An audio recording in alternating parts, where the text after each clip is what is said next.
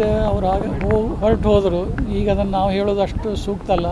ಬೇರೆ ಬೇರೆ ಅಲ್ಲಿ ಅಭಿಮಾನಿಗಳು ಮಾಡ್ಬೋದು ಹೊರತು, ಆದರೆ ಅವರೇ ಇದನ್ನು ಮಾಡಿಸ್ತಾರೆ ಅನ್ನುವಂಥ ಭಾವನೆ ನಮಗೇನಿಲ್ಲ.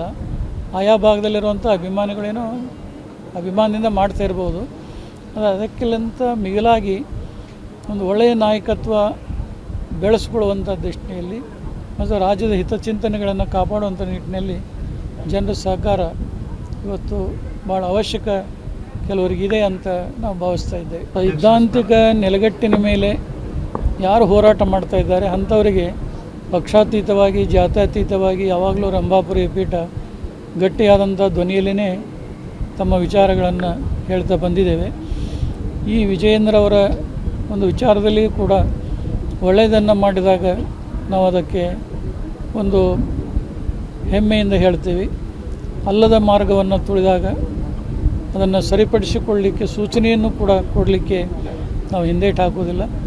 ಒಟ್ಟಾರೆ ಯುವ ಜನಾಂಗ ರಾಜಕೀಯದಲ್ಲಿ ಬಂದು ಜನರ ಸಮಸ್ಯೆಗಳನ್ನು ಪರಿಹಾರ ಮಾಡಿದರೆ ಭಾಳಷ್ಟು ಒಳ್ಳೆಯದಾದಿತ್ತು ಅಂತೇಳಿ ಭಾವಿಸ್ತಾ ಇದ್ದೇವೆ. ಅದು ಈ ವಿಷಯದಲ್ಲಿ ನಾವು ಹೇಳೋದು ಅಷ್ಟು ಸೂಕ್ತ ಅಲ್ಲ. ಅದು ರಾಷ್ಟ್ರೀಯ ನಾಯಕರಾಗಲಿ ಇಲ್ಲಿ ರಾಜ್ಯದ ನಾಯಕರಾಗಲಿ ಕುಂತು ಯಾವುದಕ್ಕಾದರೂ ಒಂದು ಇತಿಶ್ರೀ ಹಾಡಿದರೆ ಒಳ್ಳೆಯದು ಅಂತ ಭಾವಿಸ್ತಾ ಇದ್ದೀವಿ. ಈಗ ಅವ್ರು ಹೊರಟು ಹೋದರು. ಈಗ ಅದನ್ನು ನಾವು ಹೇಳೋದು ಅಷ್ಟು ಸೂಕ್ತ ಅಲ್ಲ. ಬೇರೆ ಬೇರೆ ಅಲ್ಲಿ ಅಭಿಮಾನಿಗಳು ಮಾಡ್ಬೋದು ಹೊರತು, ಆದರೆ ಅವರೇ ಇದನ್ನು ಮಾಡಿಸ್ತಾರೆ ಅನ್ನುವಂಥ ಭಾವನೆ ನಮಗೇನಿಲ್ಲ. ಆಯಾ ಭಾಗದಲ್ಲಿರುವಂಥ ಅಭಿಮಾನಿಗಳೇನೋ ಅಭಿಮಾನದಿಂದ ಮಾಡ್ತಾ ಇರ್ಬೋದು. ಅದು ಅದಕ್ಕಿಂತ ಮಿಗಿಲಾಗಿ ಒಂದು ಒಳ್ಳೆಯ ನಾಯಕತ್ವ ಬೆಳೆಸ್ಕೊಳ್ಳುವಂಥ ದೃಷ್ಟಿಯಲ್ಲಿ ಮತ್ತು ರಾಜ್ಯದ ಹಿತಚಿಂತನೆಗಳನ್ನು ಕಾಪಾಡುವಂಥ ನಿಟ್ಟಿನಲ್ಲಿ ಜನರ ಸಹಕಾರ ಇವತ್ತು ಭಾಳ ಅವಶ್ಯಕ ಕೆಲವರಿಗಿದೆ ಅಂತ ನಾವು ಭಾವಿಸ್ತಾ ಇದ್ದೇವೆ. ಸೈದ್ಧಾಂತಿಕ ನೆಲೆಗಟ್ಟಿನ ಮೇಲೆ ಯಾರು ಹೋರಾಟ ಮಾಡ್ತಾ ಇದ್ದಾರೆ ಅಂಥವರಿಗೆ ಪಕ್ಷಾತೀತವಾಗಿ ಜಾತ್ಯತೀತವಾಗಿ ಯಾವಾಗಲೂ ರಂಭಾಪುರಿ ಪೀಠ ಗಟ್ಟಿಯಾದಂಥ ಧ್ವನಿಯಲ್ಲೇ ತಮ್ಮ ವಿಚಾರಗಳನ್ನು ಹೇಳ್ತಾ ಬಂದಿದ್ದೇವೆ. ಈ ವಿಜಯೇಂದ್ರ ಅವರ ಒಂದು ವಿಚಾರದಲ್ಲಿ ಕೂಡ ಒಳ್ಳೆಯದನ್ನು ಮಾಡಿದಾಗ ನಾವು ಅದಕ್ಕೆ ಒಂದು ಹೆಮ್ಮೆಯಿಂದ ಹೇಳ್ತೀವಿ. ಅಲ್ಲದ ಮಾರ್ಗವನ್ನು ತುಳಿದಾಗ ಅದನ್ನು ಸರಿಪಡಿಸಿಕೊಳ್ಳಲಿಕ್ಕೆ ಸೂಚನೆಯನ್ನು ಕೂಡ ಕೊಡಲಿಕ್ಕೆ ನಾವು ಹಿಂದೇಟು ಹಾಕೋದಿಲ್ಲ.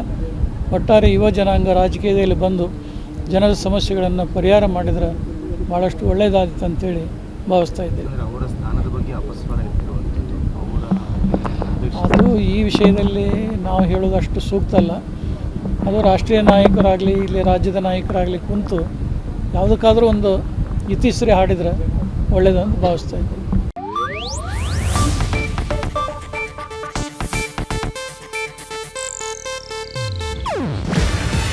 ಇದು ಏಷ್ಯಾನೆಟ್ ನ್ಯೂಸ್ ನೆಟ್ವರ್ಕ್ ಪ್ರಸ್ತುತಿ. ನೀವು ನೋಡ್ತಿದ್ದೀರಾ ಏಷ್ಯಾನೆಟ್ ಸುವರ್ಣ ನ್ಯೂಸ್.